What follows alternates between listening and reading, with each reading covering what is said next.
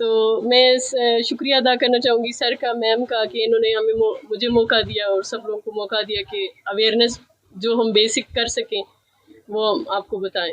Thalassaemia के हवाले से आपको बेसिक सी चीज़ें बताऊंगी। वैसे तो ये है कि इसके ऊपर लिखे तो बहुत बड़ी बुक्स है, और ये कि थोड़ा सा जो आप लोगों को पता हो कि आपने अगर किसी बच्चे को सस्पेक्ट करें या किसी को हो तो उसके हवाले से फिर आपने क्या करना है। थैलेसीमिया जो है ये एक मौरूसी बीमारी है, आप इस तरह से समझिए। इसमें ये होता है कि जो ब्लड सेल्स होते हैं हमारे, वो टाइम से पहले टूटना शुरू हो जाते हैं। जब टाइम से पहले ब्लड सेल्स टूटते हैं तो वो करीब ले जाएंगे। अच्छा आवाज बढ़ाएं या इसका वॉल्यूम ये ठीक है, मैं थोड़ा साथ रखेंगे ये ठीक है। अच्छा ठीक। तो इसमें ये होता है कि जब ब्लड सेल्स टूटते हैं और टाइम से पहले टूटना शुरू हो जाते हैं, वो जिगर के अंदर जाके टूटते हैं, तिली के अंदर जाके टूटते हैं, जिसको हम लिवर और स्प्लीन कहते हैं अपनी ज़बान में, ठीक है। तो उसके साथ ये होता है कि आपका अगर कोई बच्चा है, इसमें जेंडर का नहीं है कि बेटा है ये सिर्फ बेटे को होगा, ये सिर्फ बेटी को होगा, किसी को भी हो सकता है। बेटा है, ये बेटी है, उसका रंग आपको पीला लग रहा है, उसका पेट फूला हुआ लग रहा है आपको, या आपको ये लग रहा है उसका सर बढ़ रहा है, या उसकी टांगें थोड़ी सी टेढ़ी आपको लग रही हैं, तो उसमें आप मतलब हम सस्पिशन रख सकते हैं।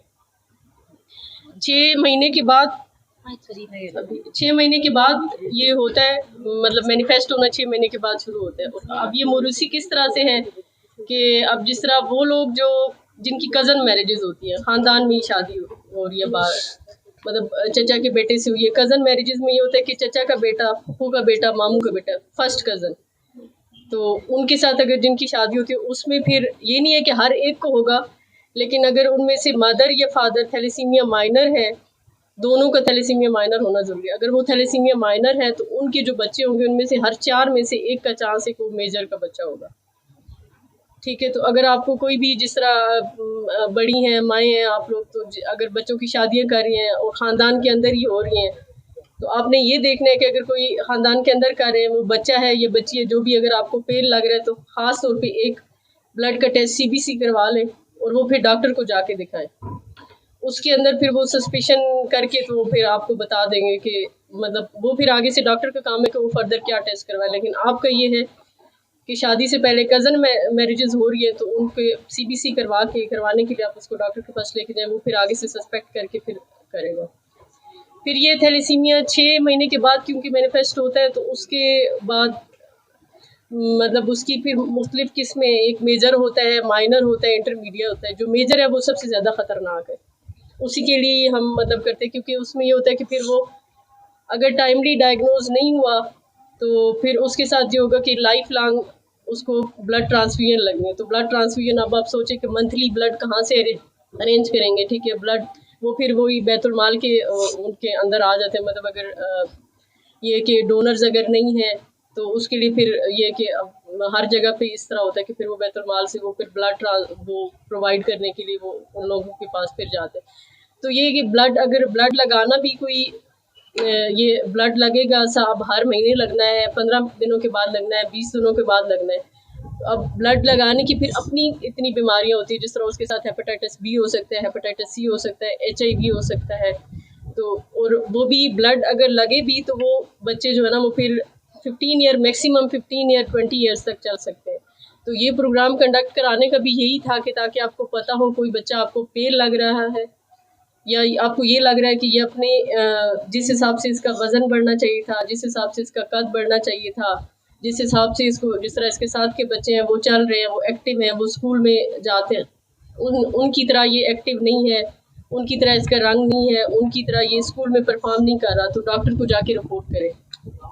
उसमें फिर ये कि अगर मतलब बेसिक ब्लड टेस्ट करवाएंगे, और दूसरा ये है कि अगर कोई ब्लड टेस्ट करवा के सिर्फ एक CBC करवा के आपको कहता है कि अब आप ये आयरन के सप्लीमेंट्स लेना शुरू कर दें, तो उस पर आपने क्वेश्चन ये करना है डॉक्टर से कि इसको क्या बीमारी है, खून की कमी की वजह क्या है, ठीक है। तो खून की कमी की वजह सिर्फ ये नहीं है कि आयरन डेफिशिएंसी मोस्ट कॉमन है हमारे, मतलब ये कि आयरन डेफिशिएंट है सारी कम्युनिटी, लेकिन फिर भी सस्पिशन, ताकि उसके जहन में सस्पिशन अगर नहीं भी है तो आ जाए कि मैं ढूंढूं कि ये थैलेसीमिया का केस तो नहीं है। उसके लिए फिर ये वो मुआयना करेगा आपके बच्चे का, लेटा के वो देखेगा उसकी जिगर तो नहीं बढ़ा हुआ, तिली तो नहीं बढ़ी हुई, उसका वज़न कैसा है, उसका कद कैसा है, वो सारी वो फिर अपने हिसाब से वो फिर सस्पिशन शो करके फिर आपको दिखाएगा।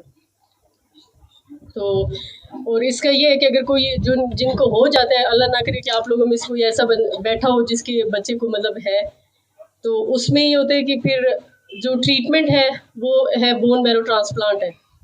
तो बोन मैरो ट्रांसप्लांट ये कि हर जगह भी होता भी नहीं है, इधर तो गिलगित में तो है भी नहीं।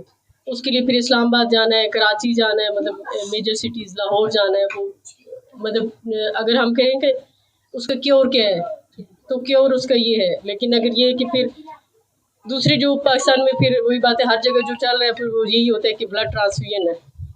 हर 15 दिन के बाद ब्लड ट्रांसफ्यूजन होगी, हर 1 महीने के बाद ब्लड ट्रांसफ्यूजन होगी, क्योंकि इनकी तिली बढ़ चुकी होती है, जिगर बढ़ चुका होता है। वो फिर जो खून के सेल्स हैं वो कंज्यूम हो कि फिर उनके खून की कमी बहुत ज़्यादा हो जाती है, और अल्टीमेटली इनकी फिर ये है कि सारे इनके आर्गन्स अफेक्ट होना शुरू हो जाते हैं। जिगर तिली के अलावा दिल भी इनका फिर अफेक्ट होना शुरू हो जाते हैं, इनके हार्मोन सही नहीं बनते, इस वजह से फिर इनका कद नहीं बढ़ता। और ये है कि वैसे ब्लॉगत भी अपने वक्त पे नहीं आती, और फिर ये है कि आगे फिर ये नॉर्मल लाइफ फिर नहीं गुजार पाती, इसी वजह से, क्रोनिक इस डिजीज़ होने की वजह से। तो बस मेरा यही पैगाम है सबको कि अगर कोई भी मतलब सब माएँ बैठी हैं, फेल बच्चा हो जो बढ़ नहीं रहा, जिसका पेट आपको फूला हुआ लग रहा है, तो डॉक्टर को दिखाएं। और डॉक्टर ने अगर आपको बेसिक टेस्ट ज़रूर करवाएं। अगर डॉक्टर ने आपको बेसिक टेस्ट करवा के कोई लिखी है, कोई दवाई लिखी है, तो पूछे कि इसकी क्या वजह क्या, खून कमी की क्या वजह है। और दूसरा जो मेन है वो ये है कि शादियों से पहले जो ख़ानदान में जो लोग शादियाँ कर रहे हैं, कज़न मैरिजेस, कज़न में यही आता है, फर्स्ट कज़न मतलब सेकंड कज़न नहीं, फर्स्ट कज़न, खाला, मामू, फूफो, चचा, क्योंकि ये 4 मतलब अगर इनके बच्चों से अगर आप शादियाँ करा रहे हैं और दोनों बच्चे आपको फेल लगते हैं, दोनों है, ये एक भी है, तो उसका जाके उसको पहले डॉक्टर के पास जाके टेस्ट करवाए, ताकि क्योंकि अगर थैलेसीमिया हो जाए तो फिर उसका ये है कि वो लाइफ लॉन्ग आपने फिर उस बच्चे के साथ चलना है। ट्रांसप्लांट कराते हैं तो हर बंदा अफोर्ड भी नहीं कर सकता, हर हॉस्पिटल में ट्रांसप्लांट है भी नहीं, और ब्लड ट्रांसफ्यूजन भी कोई ईजी और कोई ये है कि ईजी वे भी नहीं है, और ये है कि कोई अल्टीमेट ट्रीटमेंट भी नहीं है। ब्लड ट्रांसफ्यूजन के अलावा भी इसमें बहुत सारी चीज़ें मतलब साथ में मेडिसिन देनी पड़ती हैं, उसके लिए अलग से पम्प्स होते हैं, क्योंकि आयरन पूरे जिस्म में जमा हो जाता है, तो वो फिर अलग से मतलब वो काफ़ी फिर महंगी और कॉम्प्लिकेटेड चीज़ें हैं। तो ट्रीटमेंट से ज़्यादा ये इसमें मेन अवेयरनेस क्रिएट करनी है कि इसकी प्रिवेंशन किस तरह से हम कर सकते हैं। तो प्रिवेंशन के लिए ये 2 बेसिक चीज़ें आपने याद रखनी हैं। और ये कोई इस तरह से नहीं है कि मतलब किसी लड़की या लड़के में होगा, दोनों में हो सकते हैं। इसको हम मेडिकली कहते हैं ऑटोसोमल रिसेसिव है। तो ऑटोसोमल रिसेसिव का यही होता है कि हर इसमें कोई जेंडर बायस नहीं है, चाहे बेबी बॉय है या बेबी गर्ल है, किसी को भी हो सकता है। और अगर मदर और फादर दोनों कैरियर है, कोई अगर मेजर है तो वो तो फिर उसका तो हर बच्चा ही था थैलेसीमिया होगा। मेजर वैसे ये कम ही चांस होता है, क्योंकि मेजर वाले इस एज तक जाती ही नहीं है, क्योंकि शादी और बच्चे उनकी डेथ हो जाती है वैसे। तो थैंक यू सो मच, आप लोगों ने टाइम दिया हमारे लिए, आप लोग इधर बैठे, और मैम आपका भी और सर आप लोगों का भी कि आप लोगों ने बुलाया और ये बेसिक अवेयरनेस के लिए।